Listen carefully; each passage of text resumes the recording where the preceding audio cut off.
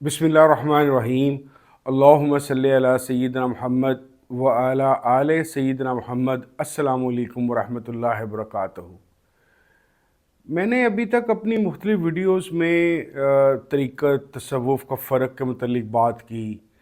अपने सफ़र के मुतल्लिक़ बात की कि कैसे मैं लोगों से मिलता रहा और फिर कैसे मैं किसी एक जगह पर जाकर जुड़ गया। हमने नफ्सियाती मसाइल की भी बात की और इसके अलावा माइंड साइंसिस के हवाले से तसव्वुफ़ को डिफ़ाइन करने की जो मेरी थ्योरीज़ हैं वो भी मैंने आपकी खिदमत में पेश की। मैं उम्मीद करता हूँ कि आप में से बाज़ लोगों ने मेरी वीडियो अल्लाह की तलाश वाली ज़रूर देखी होगी, जिसके अंदर मैंने बताया कि आखिरकार मैं कहाँ पहुँचा, कैसे पहुँचा। आज मैं आपके सामने ये चीज़ प्रेजेंट करने की कोशिश करने लगा हूँ कि आखिर जब बंदे को कोई पीर कामिल मिल जाता है और उसके ज़रिए से अल्लाह रसूल सल्लल्लाहु अलैहि वसल्लम का दर मिल जाता है तो होता क्या है।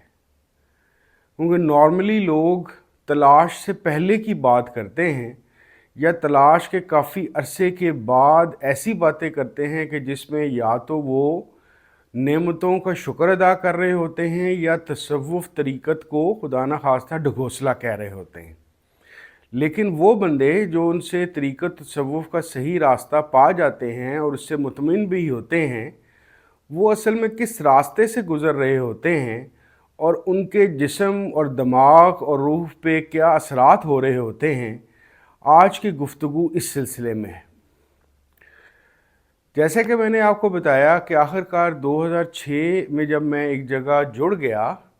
तो उसके बाद मेरा असल में ये स्पिरिचुअलिटी और या तरीक़त का मामला है क्या, मेरे पे आहिस्ता आहिस्ता खुलना शुरू हुआ। कोई ऐसी तेज़ी थी, कोई ऐसी मेरे साथ मामलात हुए कि कुछ 4 माह के बाद ही बहुत सारी चीज़ें मेरे जैसा बंदा जो सिर्फ़ एक दुनिया के हसूल के लिए और अपनी दुनियावी मसाइल को हल करने के लिए एक जगह गया था, उसको आहिस्ता आहिस्ता कुछ ऐसी चीज़ें महसूस होने लगीं कि मैंने तब से तरीक़त के इस सारे माहौल को एक वंडरलैंड करार दिया हुआ है। और वंडरलैंड करार देने की इब्तदाई फॉर्म ये थी कि इसके अंदर मेरे साथ होने ये लगा बहुत तेज़ी से कि जो चीज़ मैंने सुनी हुई थी वो मेरे साथ क्या होना शुरू हुई कि जो मैं सोचता था वो होना शुरू हो जाता था। बहुत आम सी बातों से लेकर बहुत ख़ास बातों तक,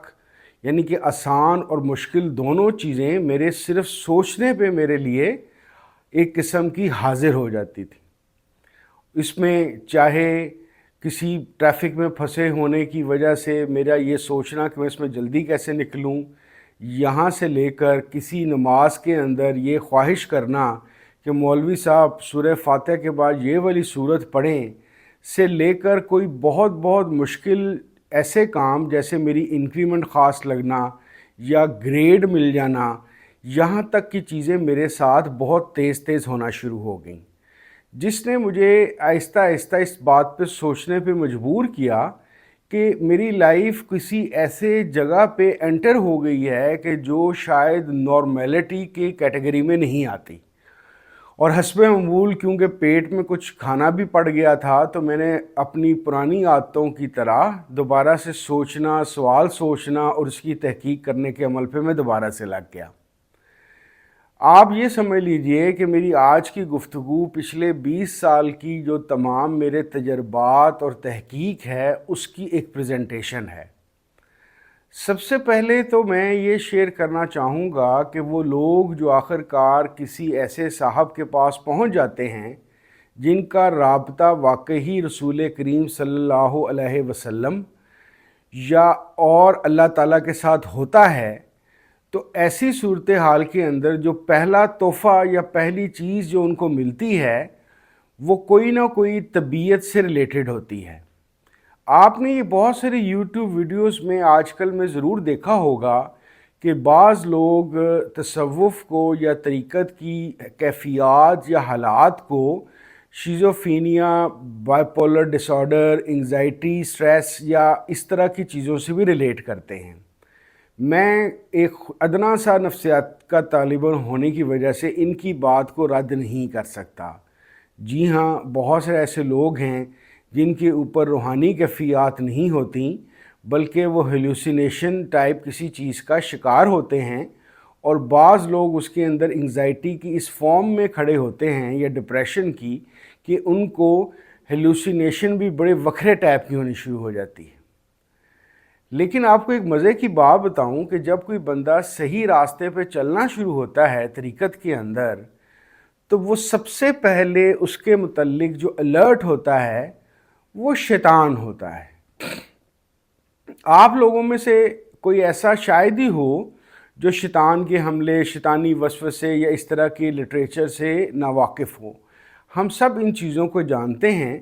لیکن جب تک کوئی بندہ، مزے کی بات یہ ہے کہ نماز قرآن کی طرف نہ آئے یا اس کا یہ خدشہ یا خطرہ پیدا نہ ہو جائے کہ یہ اللہ کریم اور رسول کریم صلی اللہ علیہ وسلم کے قریب ہو جائے گا، شیطان اس کے لیے کوئی خاص تردد نہیں کرتا۔ لیکن جیسے ہی آپ کسی سیدھے راستے پہ چلنا شروع ہونے کی کوشش بھی کریں گے، یعنی کہ یوں سمجھ لیجئے کہ آپ کسی جگہ پہ جہاں سے آپ کی دینی زندگی کے اندر کوئی انقلابی تبدیلیاں آنے کے چانسز بھی ہیں، یعنی کہ ابھی آئے نہیں، تو سب سے پہلے شیطان کے کان کھڑے ہو جاتے ہیں۔ اور شیطان چاہے مائنر فارم میں آئے چاہے سپیریئر فارم میں آئے، شیطان کا سب سے بڑا ہتھیار وسوسہ ہے۔ جی ہاں، وہی وسوسہ جو سورہ ناس کے اندر وسوسے کا ذکر ہے، اس طور پہ کہ انسانوں کی طرف سے بھی وسوسے آتے ہیں، جنات کی طرف سے بھی آتے ہیں۔ وسوسہ ایک ایسی چیز ہے کہ جو آپ کو ذہنی طور پر آپ کے ارادے کو فمبل کر دیتا ہے، کہ آپ کو یہ پتہ نہیں چلتا کہ کیا یہ بندہ جس کے ساتھ میں جڑنے کی کوشش کر رہا ہوں، یہ کوئی صحیح آدمی ہے یا غلط آدمی ہے۔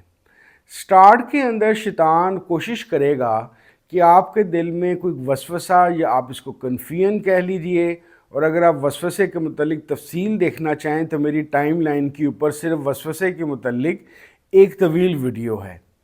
اس سے آپ کو میرا پوائنٹ آف ویو وسوسے کے متعلق بھی پتہ چلے گا۔ مختصراً آپ یہ سمجھ لیجئے کہ وسوسہ ایک ایسی چیز ہے جو آپ کو کنفیوز کر دیتی ہے رائٹ اور رانگ کے اندر۔ تو جہاں پہ شیطان کو یہ بات پتہ چلے گی کہ آپ کے اندر کسی صحیح سمت میں جانے کا ارادہ پرورش پانا شروع ہوا ہے، تو سب سے پہلے وہ آپ کے دل میں وسوسہ ڈال دے گا۔ لیکن اگر آپ اپنے شیخ یا اپنے پیر کامل کے ساتھ صحیح طرح جڑے ہوئے ہیں تو وہ اس کی ایک دو کوششیں کرے گا، اس کے بعد آپ کی جان چھوڑ دے گا۔ اگلے اس لمحے کے اندر جب آپ کو فائدہ پہنچنا شروع ہو جائے گا یا آپ کی کوئی دنیاوی حاجت اللہ کریم پوری کر دیں گے ان خاص وظائف یا ان پریکٹسز کی وجہ سے جو آپ کے شیخ نے آپ کو سکھائے ہیں، تو اب شیطان کے کان کے ساتھ سر کے بال بھی کھڑے ہو جائیں گے کہ بھئی یہ تو ایک ایسی چیز بن رہا ہے کہ جس کے اندر اس کا یقین پکا ہو جائے گا۔ اب اس لیول کے اوپر شیطان کا ہتھیار صرف وسوسہ نہیں بلکہ ایک اور بڑی مزیدار سی چیز ہے۔ ہاں، آپ کو شاید عجیب سا لگے کہ میں مزیدار کہہ رہا ہوں، ابھی جب میں آپ کو بتاؤں گا تو آپ کو پتہ چل جائے گا کہ میں نے مزیدار کیوں کہا ہے۔ مزیداری کی اس کے اندر وجہ یہ ہے کہ شیطان یا آپ کے دل میں اس طرح کے خیالات آنے شروع ہو جائیں گے کہ بھئی میں تو ایک دنیا دار آدمی ہوں، ٹھیک ہے میں نے نماز پڑھ لی ہے، میں نے یہ وظیفے چند پڑھ لیے ہیں، میرے دنیا کے جو کام ہونے تھے یہ ہو گئے ہیں، بس مجھے اب آگے نہیں جانا، میرے لیے اتنا ہی بہت ہے، میں چین کی زندگی گزارنا چاہتا ہوں۔ تو یہ چین کی زندگی کا میسج آپ کے دل و دماغ میں بار بار وہ ڈالتا رہے گا، وسوسے کی صورت کے اندر یا اپنی پھونک کی صورت کے اندر، کہ آپ آگے بڑھنے کی کوشش نہ کریں۔ یہاں پہ میں آپ کو ایک مزیدار بات بتاؤں کہ نارملی جتنے بھی پیر کامل ہیں وہ 99.999% آپ کی دنیاوی حاجات کو اللہ تعالیٰ سے پورا کروا دیتے ہیں۔ اس کی وجہ یہ ہے کہ 98% تو آتے ہی اس وجہ سے ہیں کہ دنیاوی مسائل ہیں، تو ان کو ٹھیک کرنے کی وجہ یہ ہوتی ہے کہ جب اس کو دنیا مل جائے گی اور اس کو یہ یقین ہوگا یا معلوم ہوگا کہ اپنی ذاتی تگ و دو کے علاوہ اللہ تعالیٰ کی رحمت اور اللہ تعالیٰ کا تصرف اتنی زبردست چیز ہے کہ جس کی وجہ سے اسباب کے بغیر بھی میرا کام ہو گیا، تو بہت چانس یہ ہوتا ہے کہ وہ 98% سے ان 2% کی طرف جانے کی کوشش کرے کہ جہاں پہ اللہ کی محبت، رسول اللہ صلی اللہ علیہ وسلم سے رابطے کا شوق اور شریعت اور طریقت کے اوپر پوری طرح چلنے کی ایک نیت بننی شروع ہوتی ہے۔ یوں سمجھ لیجئے کہ جیسے یہ چیز شیطان کے لیے اپنے اس چیلنج کے مطابق جو اس نے اللہ تعالیٰ کے سامنے کیا کہ میں تیرے بندوں کو راہوں سے ہٹاؤں گا یا بہکا دوں گا، یہ اس کے لیے ایک شدید خدشہ ہوتا ہے کہ یہ اچھا بھلا دنیا دار آدمی خدا نہ خواستہ یہ کسی طریقے سے اللہ کے قریب ہونے کی کوشش نہ کرے اور 98% سے نکل کے اس 2% میں نہ چلا جائے جو وہ سرزمین ہے جو اللہ تعالیٰ کے محبتیوں کی ہے۔ اب یہاں پہ آپ کے ساتھ یہ ہونا شروع ہو جائے گا کہ آپ کے وسوسے اور آپ کی یہ چیزیں مزید بڑھ جائیں گی۔ بعض لوگوں کو اس سٹیج کے اوپر کوئی نہ کوئی ایسی چیز بھی ہوتی ہے کہ ان کے 2 3 4 کام بھی رکتے ہیں۔ ان کاموں کو روکنے کی وجہ ہی یہ دیکھی جاتی ہے کہ آپ کے شیخ یا آپ کے پیر کامل یہ بات چیک کر رہے ہوتے ہیں کہ یہ کتنا وزن کا ہے، کیونکہ بہت سارے لوگ اپنے بعض کام ہونے کے بعد محبت اور عشق کے دعوے کرنا شروع ہو جاتے ہیں، اور ان کی اوقات یہ ہوتی ہے کہ اگر 10 میں سے کوئی ایک کام نہ ہو تو وہ اپنے شیخ اور پیر کامل کو چھوڑ کے بھاگنے کا سوچنا شروع ہو جاتے ہیں۔ تو شیخ یا پیر کامل تربیت کرتے ہوئے اس چیز کو چیک کرتا ہے کہ اس کے محبت یا عشق کے دعوے تو بہت ہیں، تو کیا یہ اس قابل ہو گیا ہے کہ دنیا کا کام نہ بھی ہو، صرف اللہ رسول کی محبت ملے تو اس اللہ رسول کی محبت ہی اس کے لیے کافی ہونا شروع ہو جائے۔ یہاں پہ شیطان کا حملہ مزید طاقت سے آتا ہے، کیونکہ ایک تو وہ امتحان سے گزر رہا ہے، امتحان بھی کیا بس سمجھ لیجئے کہ پل صراط ہے، کیونکہ شیخ یا پیر کامل کبھی آپ کو کوئی چیز دے کے آزماتا ہے، کبھی کوئی چیز لے کے آزماتا ہے۔ دونوں صورتیں تربیت کی ہی ہوتی ہیں کہ یہ کیا یہ راضی برضا کی سٹیج پہ جانے کے لیے یا اس کی تیاری کے لیے تیار ہوا ہے یا نہیں ہوا۔ یہاں پہ شیطان آپ کو ایک خاص کنفلکٹ کے اندر ڈیولپ کر دے گا، اور یہی وہ جگہ ہے کہ جہاں کا بہت سارے لوگ یہ بات نہیں کرتے۔ بعض لوگ جس طرح میں نے پہلے بتایا شیزوفینیا، بائی پولر، ہیلوسینیشنز کی باتیں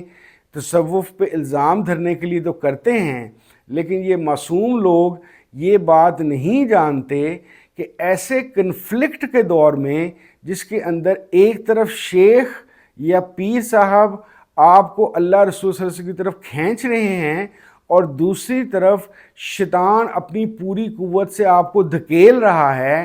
ایسی صورتحال کے اندر واقعتاً آپ کے دماغ میں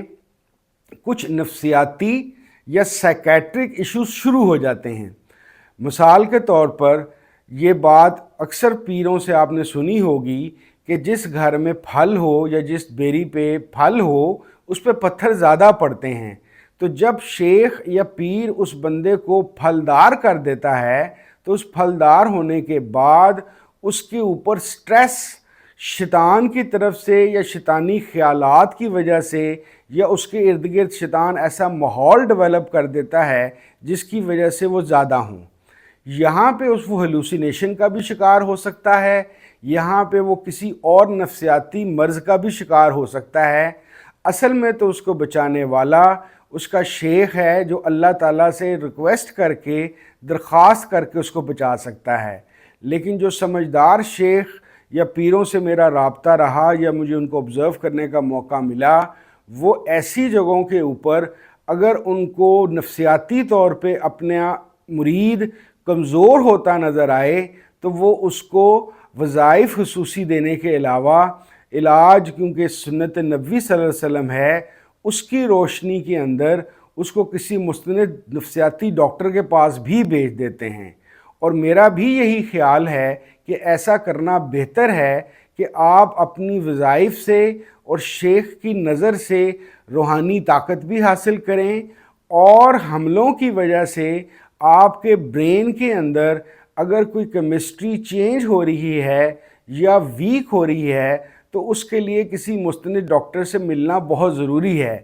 کیوں؟ اس وجہ سے کہ ایسی حالت کے اندر کہ جب آپ پھلدار درخت ہیں اور شیطان بھی آپ پہ حملے کر رہا ہے اور ہیلوسینیشن اور نفسیاتی مسائل بھی ہو رہے ہیں، تو اس کا جو سب سے بڑا نقصان ہوتا ہے، جو اس سٹیج پہ آتے ہی آپ کو اپنے شیخ کی طرف سے ایک انعام یا تحفہ مل گیا ہوتا ہے، وہ کیفیات اور روحانی واردات، اور جس میں سچے خواب، چیزوں کا جاگتے ہوئے بھی نظر آ جانا، یا آپ کی اصلاح ہو جانا، یا آپ کو بغیر کسی میڈیم کے پیغام مل جانا، یہ سارا کچھ آپ کو ملنا شروع ہو چکا ہوتا ہے۔ لیکن اگر آپ کی ظاہری دماغ یا برین کے اندر کوئی کمزوری واقع ہو جائے تو انسانی مسئلہ یہ ہے کہ جسمانی کمزوری نفسیاتی اور روحانی کمزوری کا باعث بھی بن سکتی ہے۔ دیٹ از وائی جو سمجھدار شیخ یا پیر ہیں وہ اپنے مریدین کو اپنا دماغ مضبوط اور بہتر رکھنے کے لیے بالکل ایسی چیزیں بتاتے رہتے ہیں کہ جس کے اندر دنیاوی طور پہ بھی وہ اس کو قائم شائم رکھ سکیں۔ تو لب لباب کہنے والا یہ ہے کہ یہ ایک ایسا راستہ ہے کہ جس کے اندر آپ اصل میں بیک وقت اپنی شیخ کی سپرویژن میں بھی ہوتے ہیں، اگر آپ کا شیخ سپرویژن والا ہے تو، لیکن اس کے ساتھ ساتھ شیطان کے لیے آپ ایک ایسا انسان یا ایسا مسلمان یا مومن بننا شروع ہو جاتے ہیں جس سے یہ خدشہ لاحق ہو جاتا ہے کہ یہ کہیں نہ کہیں اللہ تعالیٰ سے جا کے جڑے گا۔ تو بیسیکلی میں آج اس مختصر سی گفتگو سے آپ کو صرف یہ بتانا چاہتا ہوں کہ طریقت کے تمام جو پیرائے ہیں اس کے اندر وقت و مختلف اوقات کے اندر یا مختلف سٹیجز کے اندر مختلف چیلنجز آتے رہتے ہیں۔ بچے گا کون؟ جس کا اللہ پہ ایمان پکا ہو، رسول اللہ صلی اللہ علیہ وسلم کو رحمت للعالمین مانتا ہو، اور اس کا شیخ یا پیر ایسا ہو کہ وہ شیخ اور پیر جو ان سے کسی بھی صورت کے اندر، کسی بھی پرابلم کے اندر اس کی داد رسی کر سکتا ہو۔ جس طرح میں اپنے اللہ تعالیٰ کا بہت خاص شکر ادا کرتا ہوں کہ بے شمار لوگوں سے ملنے کے بعد آخرکار 2006 میں اپنے شیخ صاحب یعنی کہ شیخ امین صاحب رحمۃ اللہ علیہ کے پاس پہنچا، اور ان تمام کیفیات میں سے انہوں نے بحفاظت میری رہنمائی کی، اور بہت ساری ایشوز اور پرابلم سے میں بچنا شروع ہو گیا۔ تو آج کی گفتگو کو میں یہیں پہ رکھوں گا، لیکن یہ گفتگو کچھ اس طرح کی ہے کہ اس میں اور نشانیاں اور چیزیں بھی ایسی ہیں کہ تاکہ وہ لوگ جو طریقت کے راستے پہ چلنا چاہتے ہیں یا چل رہے ہیں اور ان کو نہیں معلوم ہو رہا کہ اصل میں ان کے ساتھ کیا ہو رہا ہے، وہ ان چیزوں کو جانیں اور اللہ تعالیٰ کی رحمت پہ یقین کرتے ہوئے اپنے سفر کو جاری رکھیں۔ بہت شکریہ۔ السلام علیکم ورحمۃ اللہ وبرکاتہ۔